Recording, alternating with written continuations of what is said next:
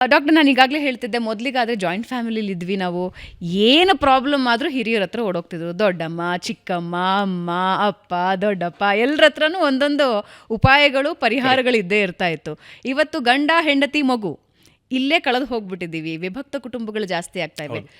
ಹೇಗೆ ಪೇರೆಂಟಿಂಗ್ ಅನ್ನೋದು, is it a challenge for today's parents? C, first and foremost ನಾನು ಏನು ಹೇಳೋಕ್ಕೆ ಇಷ್ಟಪಡ್ತೀನಿ ಅಂದರೆ, ನೀವು ಪೇರೆಂಟ್ ಆಗೋಕ್ಕೆ ಡಿಸೈಡ್ ಮಾಡಿದ ತಕ್ಷಣ there is a change here. ಆ ಮೈಂಡ್ಸೆಟ್ ನಾವು 95% ಜನರು ಚೇಂಜ್ ಮಾಡಲ್ಲ. ನಮ್ಮ ಹತ್ರ ಕ್ಲಿನಿಕಿಗೆ ನೀವು ಹೇಳ್ದಂಗೆ ನ್ಯೂಕ್ಲಿಯರ್ ಫ್ಯಾಮಿಲೀಸ್ ಜಾಸ್ತಿ ಆಗಿದೆ. ಕ್ಲಿನಿಕಿಗೆ ಬರ್ತಾರೆ ಪೇರೆಂಟ್ಸು, ನ್ಯೂ ಬಾರ್ನ್ ಬೇಬಿ ತೊಗೊಂಡು ಬರ್ತಾರೆ. ಅವರು ಹೋಮ್ ಟೌನು ಯಾರ್ದೋ ಗುಲ್ಬರ್ಗ ಇರುತ್ತೆ, ಯಾರ್ದೋ ಬಿಹಾರ್ ಇರ್ತದೆ, ಯಾರ್ದೋ ವೆಸ್ಟ್ ಬೆಂಗಾಲ್ ಇರ್ತದೆ, ಯಾರ್ದೋ ಮ್ಯಾಂಗ್ಳೂರ್ ಇರ್ತದೆ. ನನಗೆ ಬಂದು ಹೇಳ್ತಾರೆ 3 ಮಂತ್ಸ್ ಮಗುಗೆ, 2 ಮಂತ್ಸ್ ಮಗುಗೆ, ಸರ್ ಈಗ ಮಗುಗೆ ನೋಡ್ಕೊಳ್ಳೋಕೆ ಯಾರೂ ಇಲ್ಲ, ನಾವು ಒಬ್ಬರೇ ಇದ್ದೀವಿ ಅಂತಾರೆ.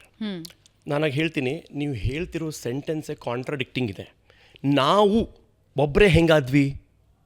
ನೀವು ಒಬ್ಬರೇ ಇದ್ದೀವಿ ಮ್ಯಾರೇಜ್ಗಿಂತ ಮುಂಚೆ, ಮ್ಯಾರೇಜ್ ಆಗಿ ಇಬ್ಬರಾದ್ರಿ, ಈಗ ನೀವು 3 ಜನ ಇದ್ದೀರಾ. So that is called as family. So ಈ mindset first and foremost parents ತೆಗಿಬೇಕು. ಓಕೆ ನಾವು ಇಬ್ಬರೇ ಇದ್ದೀವಿ, ನಮ್ಮ ಕೈಯಿಂದ ನೋಡ್ಕೊಳ್ಳೋಕೆ ಆಗೋದಿಲ್ಲ. ಸಿ ಎಸ್, ಮುಂಚೆ ಜಾಯಿಂಟ್ ಫ್ಯಾಮಿಲೀಸ್ ಇತ್ತು, 10-15 ಜನ ಮನೇಲಿ ಇರ್ತಿದ್ರು, ಅಂಕಲ್, ಆಂಟೀಸ್, ಜಜ್ಜಾಜಿ, great, good, this is nothing wrong. But next 10 years 20 yearsಲ್ಲಿ ಏನಾಗುತ್ತೆ? ಉಳಿದಿರೋ ಜಾಯಿಂಟ್ ಫ್ಯಾಮಿಲೀಸು ಮಾಯ ಆಗುತ್ತೆ. We are moving towards nuclear family, right?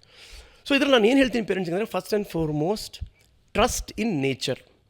ನೇಚರಲ್ಲಿ ಭರವಸೆ ಇಡಿ. ಮಗು ಹುಟ್ಟಿದೆ ತಾನೇ, ನೇಚರಲ್ಲಿ guide you how to do it.